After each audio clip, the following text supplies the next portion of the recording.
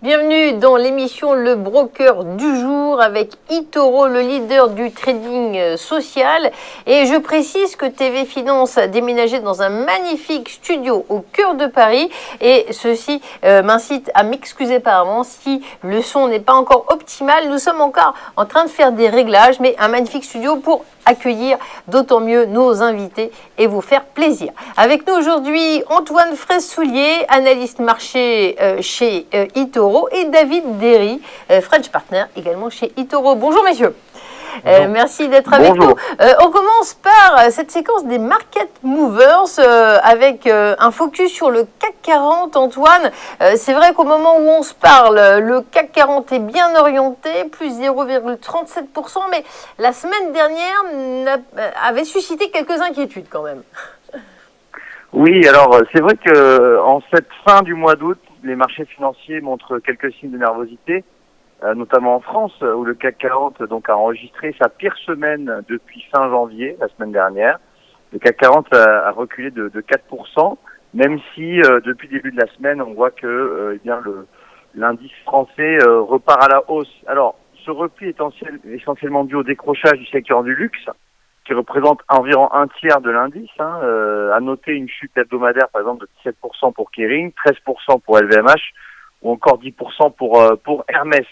Mais il faut relativiser tous ces replis puisque ces valeurs étaient en très forte hausse depuis le début de l'année, même depuis plusieurs années. On était sur des sommets historiques et c'est un phénomène de respiration, de prise de bénéfices qui a eu lieu donc sur ce type de valeur. Lorsqu'on regarde en détail le graphique du CAC 40, on voit que à la mi-août, on a atteint quasiment les plus hauts historiques sur le CAC 40, puisque on a dépassé les 6900 points, on a fait 6920 points. On était à quelques points des anciens plus hauts qui dataient de l'an 2000, donc ça date de plus de 21 ans. Depuis, on a eu cette correction, on est revenu tester les 6570 points et on repart donc sur la tendance précédente, qui est la tendance haussière.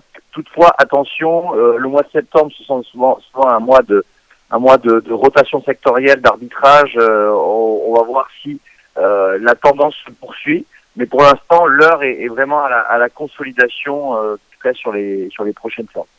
Alors, on regardait les principales variations de la bourse de Paris. Kering était bien orienté ce matin. C'est vrai qu'en termes d'activité, les consommateurs ont répondu présent pour les valeurs du luxe, en tout cas pour Kering, n'est-ce pas? Oui, alors Kering, c'est vrai que Kering, qui est propriétaire notamment de la marque Gucci, la semaine dernière, il y a eu une petite alerte. Alors comme je l'ai dit tout à l'heure, le titre a perdu 17% sur la semaine.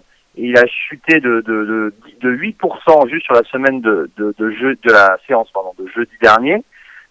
Pourquoi? Parce qu'en fait, les valeurs du luxe ont pâti des annonces du gouvernement chinois, le gouvernement chinois qui envisage un plan de redistribution de la richesse avec en perspective une augmentation des impôts pour la classe supérieure, et c'est cette classe supérieure qui consomme bien sûr les produits du luxe. Donc par conséquent, ces valeurs ont subi des prises de bénéfices.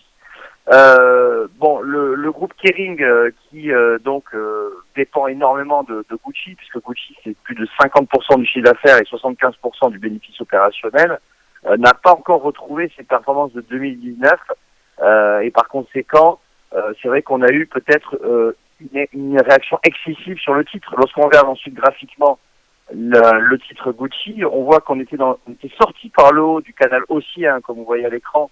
On était sorti par le haut de ce canal haussier qui datait de plus d'un an. On avait atteint un nouveau sommet historique quasiment à 800 € par action Kering.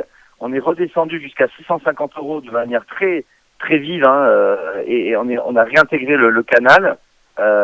Et par conséquent, maintenant, on est vraiment la fin. On s'assigne en fait la fin de la tendance haussière sur Kering. On devrait avoir maintenant une phase de consolidation, d'avoir une poursuite de la correction maintenant sur Kering. Alors, on parle d'une autre belle valeur française. On est dans le domaine des spiritueux avec Pernod Ricard. Pernod Ricard, il y a quelques turbulences en ce moment. Est-ce que vous pouvez nous expliquer? Oui, alors Pernod Ricard est aussi dépendante de la Chine, puisque un tiers de la consommation des spiritueux mondiaux se fait en Chine.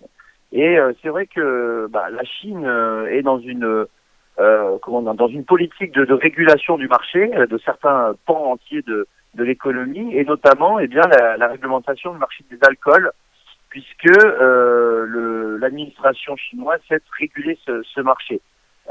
Donc potentiellement, ça pourrait freiner les ventes de Pernod Ricard. Et par conséquent, on a eu aussi, la semaine dernière, des corrections assez importantes sur Pernod Ricard.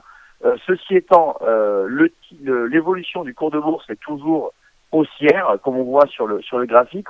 Le titre évolue toujours dans un canal haussier. Le canal haussier est toujours valide. Même on est sur la bande basse de ce canal, donc c'est potentiellement c'est potentiellement un niveau d'achat sur Pernod Ricard.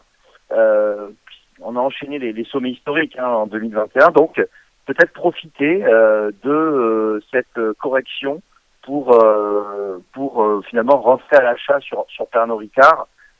Attention toutefois, comme je le disais précédemment, le mois de septembre est souvent un mois de rotation sectorielle, donc attendre peut-être voir comment réagissent les valeurs et l'indice français au début du mois de septembre pour prendre des positions sur les valeurs.